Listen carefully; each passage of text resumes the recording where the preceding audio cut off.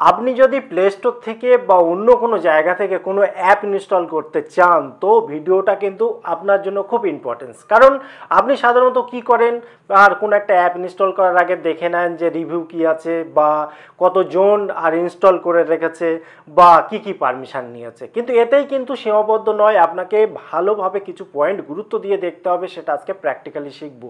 আর এই ধরনের গুরুত্বপূর্ণ নলেজ নেওয়ার জন্য অবশ্যই এই চ্যানেলটি সাবস্ক্রাইব করে রাখুন এবং সঙ্গে থাকা বেল আইকন অল নোটিফিকেশনটি অন করতে ভুলবেন না। আর আমি সৌমেন নতুনের ডাকে আপনাকে স্বাগত। তো চলুন শুরু করি এবং দেখে নিই। প্রমাণ ছাড়া আজকের ডেটে কোনো কথারই গ্রহণযোগ্যতা থাকে না, তাই প্রমাণ সহ দেখাবো। তো দেখুন, দুটো ফোনেই কিন্তু প্লে স্টোর আমি ওপেন করে নিলাম এবং প্রমাণ দেওয়ার জন্য দেখুন সবথেকে পপুলার যে অ্যাপ সেটা হচ্ছে ইমো, আমরা সবাই জানি। আর একটা হচ্ছে ফেসবুক।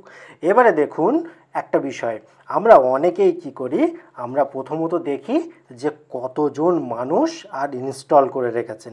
এখানে দেখুন 5 বিলিয়ন, 500 মিলিয়ন, তাই তো? আর রেটিং কি আছে?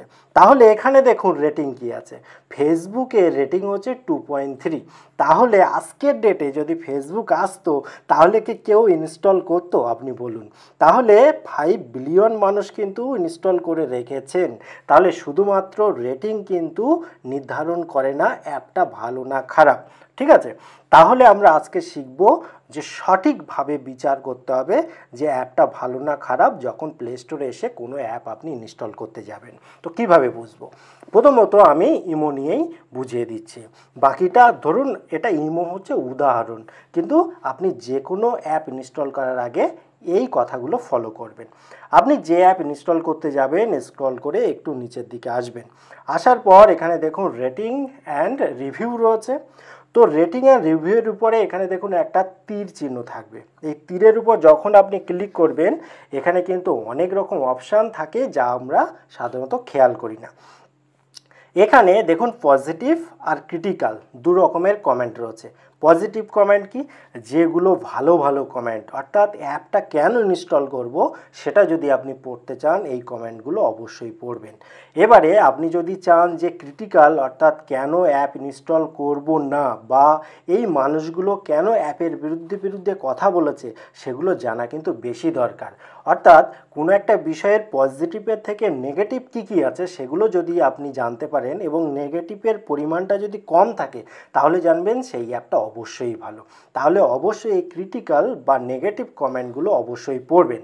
তারপরে দেখুন এখানে রেটিং রয়েছে 5 স্টার, 4 স্টার, 3 স্টার, যারা দিয়েছেন কেন দিয়েছেন সেগুলো আপনি পড়তে পারেন। প্রয়োজনে এখানে ক্লিক করলে যে সবথেকে এই সময়ে অর্থাৎ মোস্ট রিসেন্ট যারা কমেন্ট করেছেন সেগুলো যদি আপনি জানতে চান এখানে ক্লিক করবেন, ক্লিক করে অ্যাপ্লাই করবেন, চলে আসবে। তাছাড়াও এখানে দেখুন নিচে কিন্তু অনেকগুলো অপশান থাকে, যেমন টু মেনি অ্যাড যদি ইস্যু হয়, ভিডিও কোয়ালিটি যদি ইস্যু হয়, ব্যাড এক্সপিরিয়েন্স, অর্থাৎ যারা ব্যাড এক্সপিরিয়েন্স হয়েছে এই অ্যাপটা ব্যবহার করতে গিয়ে তো তারা কেন ব্যাড বলেছে সেগুলো এখান থেকে পড়ে নিন। বা যদি অন্য কোনো অ্যাডাল্ট কন্টেন্ট বা সিকিউরিটি ইস্যু বা সিকিউরিটি সিস্টেম থাকে বা প্রাইভেসি নিয়ে কোনো সমস্যা থাকে তো সেগুলো, যে এই অ্যাপের প্রাইভেসি কেমন, তো আপনার সুরক্ষা কতটা রয়েছে, এগুলো যদি আপনি ভালো করে একবার পড়ে নেন তাহলে কিন্তু আপনি কোনো দিন ঠকবেন না কোনো অ্যাপ নিয়ে।